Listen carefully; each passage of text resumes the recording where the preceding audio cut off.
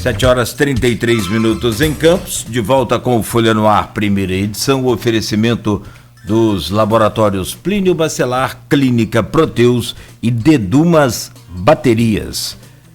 Hoje no programa nós temos o prazer e a honra de receber sempre, como sempre, o coordenador regional do Sebrae RJ, o nosso querido Gilberto Soares, que é, sem dúvida nenhuma, uma figura muito querida por todos nós e pelo trabalho que desenvolve aí à frente deste órgão. Tão importante em momento pandêmico aí que vivemos. Gilberto, seja bem-vindo mais uma vez aqui no Folha no Ar, primeira edição. É um prazer recebê-lo no programa. Bom dia. Bom dia, Cláudio Nogueira, bom dia, Arnaldo Neto e ouvintes e telespectadores aqui do programa Folha no Ar, primeira edição. É um prazer para mim estar aqui hoje junto com vocês. Gilberto, eu vou começar a nossa pauta, que, claro, vai esbarrar diversas vezes na questão da pandemia, né? Não tem como fugir disso, mas eu vou começar até estar acompanhando a gente com a pergunta do presidente do Sindipetro, o Teseu Bezerra, que deixou lá no grupo do WhatsApp. Quais as iniciativas que o Sebrae tem feito em meio à pandemia para ajudar os empresários da região, principalmente os pequenos, que mais têm sofrido? Ele aproveita para deixar um abraço ao amigo Gilberto. Bom dia para o Teseu também, meu amigo, como é que vai? Prazer estar falando com você aqui também pelo programa. O Sebrae, todo o Sistema S, ele entendeu, né, quando começou a pandemia, o seu papel social nesse momento, né? Não é que a gente não fazia, mas nós vimos já muito mais a nossa necessidade, que era realmente agora era papel de agirmos, né, como uma entidade de apoio ao micro e pequeno empresário. Nós realizamos durante o ano de 2020 inúmeras iniciativas de consultoria, cursos online, tudo sem custo nenhum para o empresário. Né? Quem acompanha o Sebrae sabe que nós cobramos valores até relativamente baixos comparando com o mercado, porém, no momento da crise, entendemos que os empresários estavam descapitalizados, era tudo um problema enorme, então nós resolvemos, mesmo os custos baixos, tirar qualquer custo das nossas capacitações, das nossas consultorias. Então, o ano de 2020, nós realizamos assim, inúmeros talks, webinar, tudo remotamente, né? Porque até, na verdade, o próprio Sebrae, nós tivemos que nos reinventarmos nesse momento. Nós sempre tivemos no discurso, né, que é necessário o empresário se reinventar, né? E, nesse momento, nós também vimos a nossa necessidade, né? Por exemplo, o remoto. Nós sempre discutimos, né? Que vamos entrar no remoto, não vamos entrar no remoto, e sempre ficava naquela conversa, né? Do dia para a noite, vamos fechar os escritórios, todo mundo em casa, home office e remoto. Então, nós nos reinventamos, né? E prestamos um serviço assim, de excelente qualidade, que, inclusive, surpreendeu a todos nós, né? Os nossos números de atendimento triplicaram nesse período.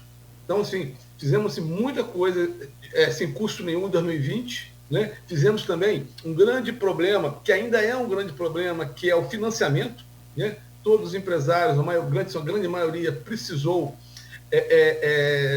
buscar recursos junto às instituições financeiras para se capitalizar, para arcar com seus compromissos.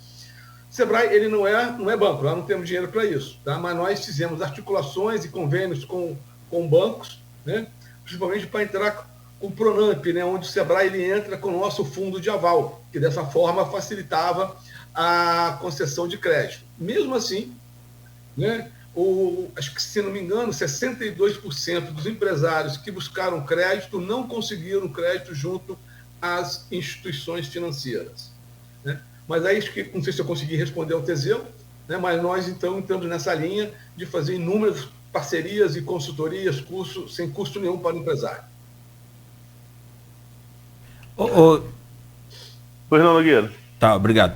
Não, só pegar essa questão do banco, Gilberto, e aí vale uma crítica que a gente fez aqui há um tempo e que a gente vem cobrando, O próprio governo, ele criou uma linha, é o Pronamp, né, que você falou, e tem outras linhas de crédito aí, mas em que aqueles que realmente precisavam, que eram as pequenas empresas, não conseguiram acessar ou não conseguiram, justamente por uma questão simples. Eu só pego o dinheiro quando eu estou precisando, ok? E quando eu estou precisando, muitas das vezes eu estou com o nome sujo, digamos assim. Então, como é que ficou a participação do Sebrae? É evidente que Sebrae não é nenhum limpador de nome de ninguém, não é isso, mas como que ficou a participação do Sebrae nesse intermédio aí dessa situação? Cláudio, infelizmente, nesse intermédio, como você diz, nós não tivemos como fazer nenhuma participação, fizemos, né, entendemos essa necessidade, né, que a gente não pode esquecer que quando chegou a pandemia, o Brasil, a gente estava vindo de uma recessão. Então, começando a botar o nariz para fora da água. Então, muitos empresários já vinham com títulos protestados, já vinham com vários problemas, estavam começando a melhorar. Aí veio a crise. Então, o banco, são regras do banco, o Sebrae não tem gerência nenhuma sobre isso, né? Então, eles não concederam esse crédito. Foi assim, conversamos muito com muitos empresários, me procuravam, conversava com eles, mas infelizmente nessa seara, né, nós não podemos entrar. O que nós entramos, por exemplo, um outro entrave para o empresário era a falta de garantias. Então o banco não emprestava por falta de garantia. Aí o Sebrae entrou com um fundo de aval, né, com fundo garantidor de até 70%. Ou seja, se o banco pedia 100 mil de garantia, o empresário, ao usar o nosso fundo de aval, só precisava apresentar garantia de 30%, que o outro 70% era avalizado pelo Sebrae. Então, esse foi o mecanismo que nós encontramos para tentar mitigar todo esse problema de crédito no Brasil. Gilberto, tu falava no bloco anterior, nos comentários da notícia, da gestão desastrosa por parte do Ministério da Saúde em relação ao enfrentamento da pandemia. E agora a gente está falando também aqui no contexto econômico, né, falando sobre pequenas e microempresas, mas eu queria ouvir a sua opinião particular com relação à postura do Ministério da Economia do governo federal mediante essa pandemia. Como que você avalia de maneira geral as ações que foram adotadas, de auxílio emergencial e também no apoio às empresas de maneira geral? O problema, eu estava aqui acompanhando no primeiro bloco, né? A gente falando da queda dos royalties de petróleo, que era uma tragédia anunciada. Aí vimos o problema agora da vacinação. Isso tudo falta de planejamento, né? Isso aí, de repente, vai remeter isso lá para a pequena empresa, né? Que o grande problema de todo mundo é a falta de planejamento. Se nós tivermos planejado os royalties de petróleo, tivermos planejado a vacinação, nós não estaríamos passando por esse problema todo agora. Como é que eu avalio? Eu avalio como média, tá, a intervenção do governo federal. Ela foi boa, tá, mas ela demorou a acontecer. Eu me lembro, quando começou toda a crise, fecha lockdown, isso foi em final de março, início de abril, e aí começaram as negociações com o governo federal para a liberação de crédito, né, e também a concessão do auxílio emergencial. Na verdade, o auxílio emergencial, eu não me recordo quando ele começou a ser concedido para as pessoas, tá? Mas foi uma grande injeção de recursos financeiros na economia do Brasil. Foi o que segurou muito a nossa economia, além dos preços da commodities, essas questões todas, que fez a economia não parar, foi esse auxílio emergencial. Mas na concessão do crédito, tá, foi muito lenta a decisão. Porque aí o Brasil é um país muito burocrático. Então você tem que assinar convênio daqui, convênio dali. Então, assim, foi uma grande novela. Até, por exemplo, o nosso fundo de aval só foi assinado convênio para a gente operar com o fundo de aval, se não me falha a memória, lá para o mês de abril. Abril, maio. Até lá nós não podíamos. Nós tínhamos recurso, já estava o recurso reservado para o fundo de aval, mas só começamos a operar em abril, maio, por causa da burocracia do Brasil. Então, até ali, muitas empresas já tinham quebrado, né, por falta de agilidade do governo federal nesse processo. É assim que eu avalio. Gilberto, e aqui no cenário regional, você como coordenador do Sebrae Norte Fluminense, né? Campos, por exemplo, apareceu no ano passado, até com saldo, segundo os dados da Juscerja, até com saldo positivo na questão da abertura de empresas, mesmo em meio à pandemia.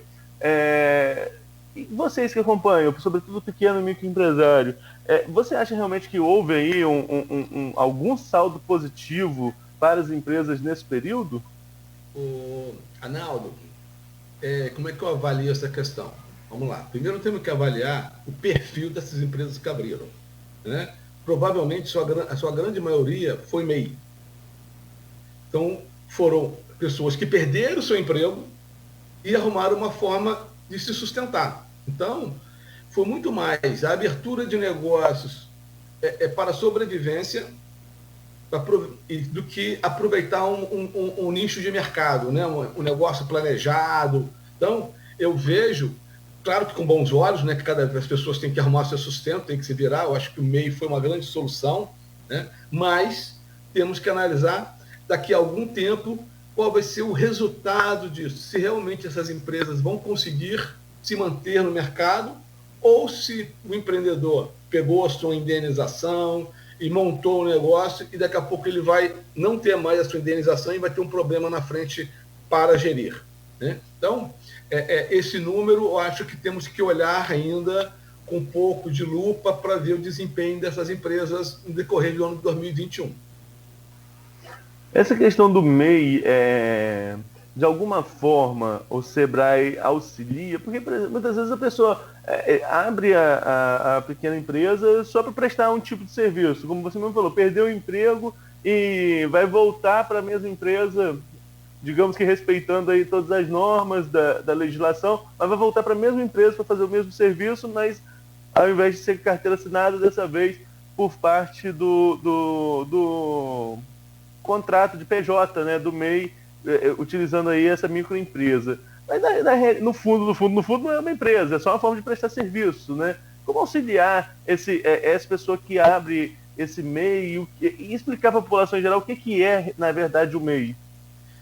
Arnaldo, primeiro nós nunca podemos deixar de esquecer que nós estamos no Brasil, né? Então aqui é tudo um pouco mais complexo, um pouco diferente dos demais, né? O MEI, ele foi criado, eu acho que foi uma ideia fantástica, eu acho que a ideia foi muito boa, porque você legalizar uma empresa no Brasil é muito caro e muito burocrático, a carga tributária, ela é altíssima, então a forma de facilitar, de desburocratizar, né, a legalização de empresa foi criado o MEI, que é o microempreendedor individual. São para pessoas que faturam até 70, não falei agora, né, que aumentou o salário mínimo, então aumentou um pouquinho o faturamento. É 80 mil? 70 a 80 mil reais por ano. Né? Então, ele pode legalizar seu negócio pela própria internet e paga mensalmente um valor de 50 e poucos reais das suas taxas, né, carga tributária. Então, é uma carga tributária muito baixa.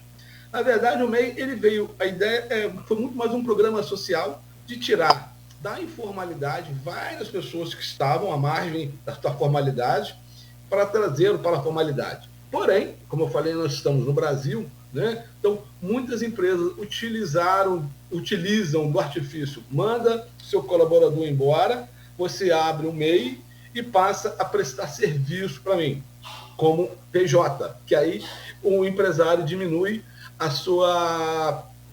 o seu custo com folha de pagamento, né? Que a carga tributária na folha de pagamento também ela é enorme no Brasil. Então, é o meio que o empresário está tendo de sobreviver. É uma maneira errada, muitos casos até a legislação permite, né? Outros não.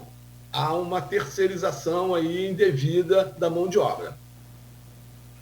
A legislação, na verdade, está meio frouxa, né? Porque agora permite terceirização de tudo, né? Até mesmo da atividade fim. Hoje pode terceirizar tudo. Inclusive, o Teseu está assistindo aí, botou, tem sido usado para precarizar as relações de trabalho. Infelizmente, uma dura realidade. E realmente, no Brasil, né?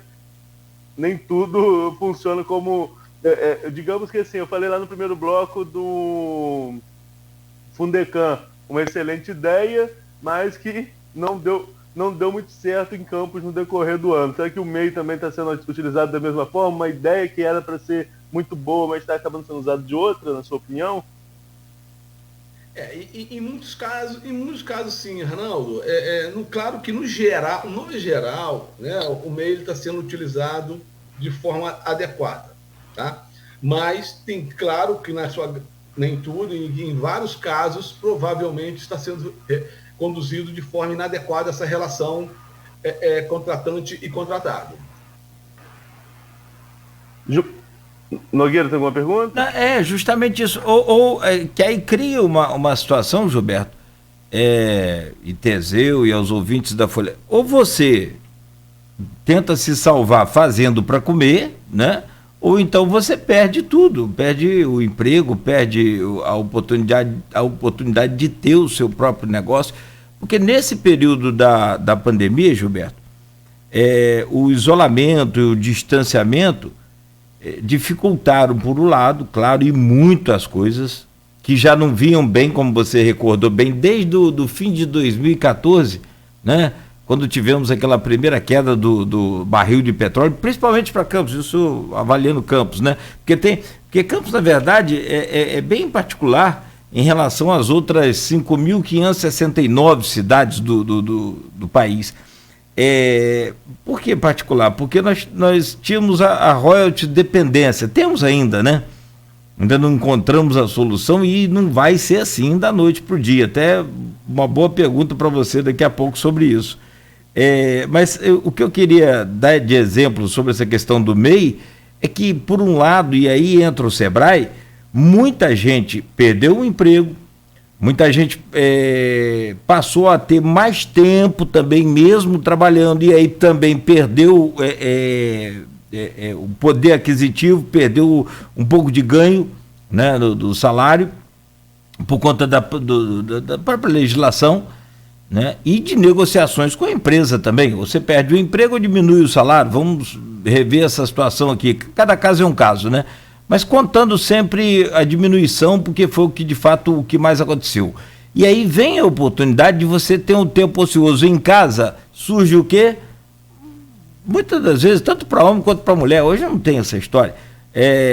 Aquela receita de bolo que sua avó fazia e que todo mundo gosta quando vai até a sua casa, e que se você colocar para vender, vende bem. Entra o Sebrae nisso. Eu vejo muito aquele programa que tem na Globo, Pequenas Empresas, Grande Negócio, e o Sebrae tem uma participação ali muito forte, muito interessante. Esse sistema de MEI também não veio para salvar esse tipo de situação, Gilberto? Não, o que eu falei, né? Lá no começo, o MEI, quando ele começou, né? Ele veio para trazer para a formalidade todas essas pessoas, né? Que já trabalhavam na sua residência, trabalhavam de forma informal e não tinham, estavam na margem da sociedade por se tratarem de serem considerados informais, né? Então, realmente o MEI ele veio para cumprir este papel e cumpre muito bem, né? E nós, como Sebrae, né, nós participamos lá em Brasília ativamente da criação do MEI, de toda a articulação, de toda a estruturação, né, do MEI, né?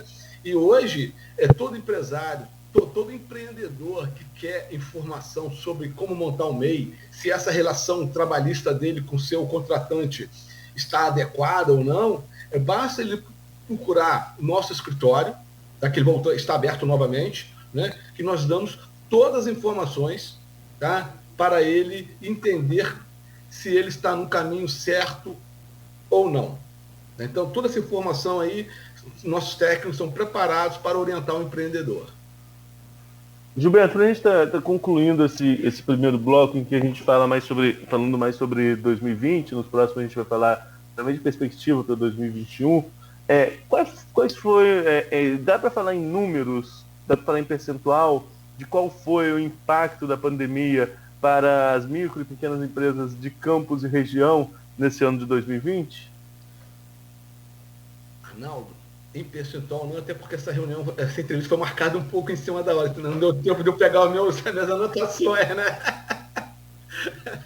Mas de maneira geral, assim, você que acompanha... O estrago foi grande. O estrago foi grande, né?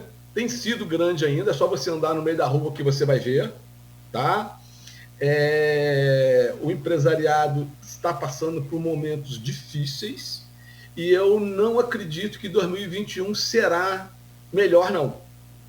No final do ano, né, vários analistas analisavam o ano de 2021 como um ano promissor, mas tinha todo um planejamento, toda uma perspectiva de que a vacinação começaria no final do ano e para início desse ano de 2021, coisa que não está acontecendo.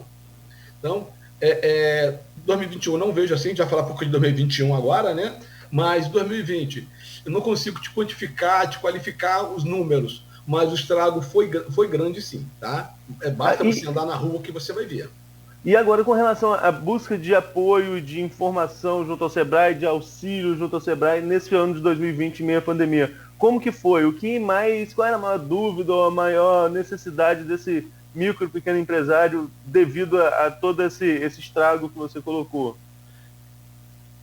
A maior procura foi crédito. Isso aí é indiscutível. O crédito é o nosso carro-chefe de informação, tá?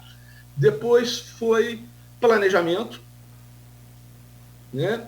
E muito sobre as mídias sociais. Como ele passava a utilizar mídias sociais no seu negócio, já visto que o cliente saiu da rua, sua porta foi fechada, e como que ele entrava nesse mundo. Então, nossos 3 carros-chefes de informação foram crédito, planejamento, né, como repensar o seu negócio, né, e mídias sociais. Depois a gente vai falar sobre isso também, o papel dessas vendas pela internet, como que todo mundo teve que se adaptar a isso, como você falou que o Sebrae teve que se adaptar, como que todo comerciante teve que se adaptar a isso muito rápido. Nogueira, só encaixar essa pergunta aqui do João da Costa Cunha, para a gente concluir o bloco. Nosso ouvinte bonito. O João da Costa, ele traz um assunto que o Gilberto já falou lá atrás, né, da importância do auxílio emergencial para manter pelo menos uma sobrevida na economia, né, durante esse ano de pandemia, sendo totalmente atípico. E ele pergunta ao ilustre Gilberto: qual o impacto para pequenas e médias empresas com o fim do auxílio emergencial? A sociedade não corre o risco de um colapso social? Qual o nome do ouvinte? João da Costa Cunha. Bom dia, João da Costa Cunha. Obrigado aí pela pergunta.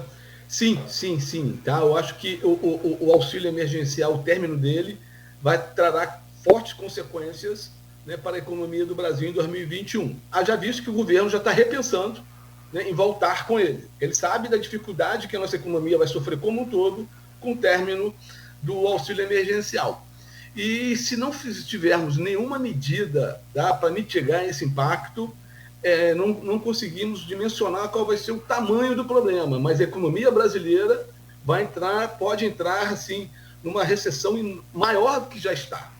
Então, porque se não tiver dinheiro circulando para ser gasto no comércio, isso é um processo efeito cascata.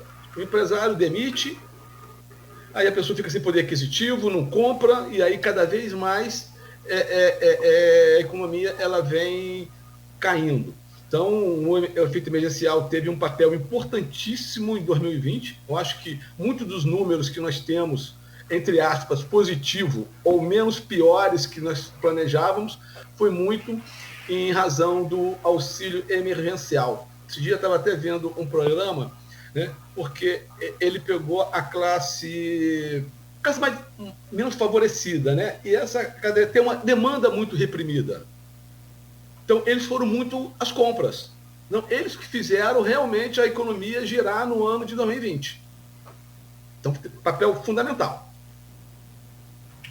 Ok. E aí tira o poder aquisitivo dessa classe, né? A gente já sabe o que vai acontecer. É uma equação muito difícil, que o governo alega que a sua dívida pública está muito grande, que ele está endividando. Então, aí é uma questão macroeconômica lá que Mas eles vão liberar, eles sabem que se não liberar, vai complicar. Tem a questão política também, né? Tanto é que as últimas pesquisas já pegam aí uma queda de popularidade do presidente que reflete justamente essa questão do onde ele cresceu com o auxílio emergencial. Tem a questão política aí também. E há um outro contexto E há um outro contexto nessa situação, Gilberto, nessa equação que você falou, que e nós não vamos entrar a fundo nisso, só um comentário, a questão do aumento de tudo, né? Inflação do país, Bem lembrado. Esse auxílio emergencial, ao mesmo tempo que a cesta básica está mais cara, os combustíveis estão mais caros. E quando eu falo de combustível, não estou falando só de quem tem carro, não, porque o gás de cozinha, né, o gás de botijão também subiu. Enfim, é um cálculo complicadíssimo.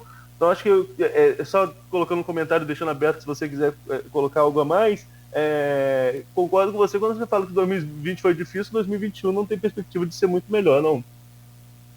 Não, exatamente, né? Vamos lá, a economia, as empresas não estão voltando a vender, até porque a população está sem emprego, está sem renda.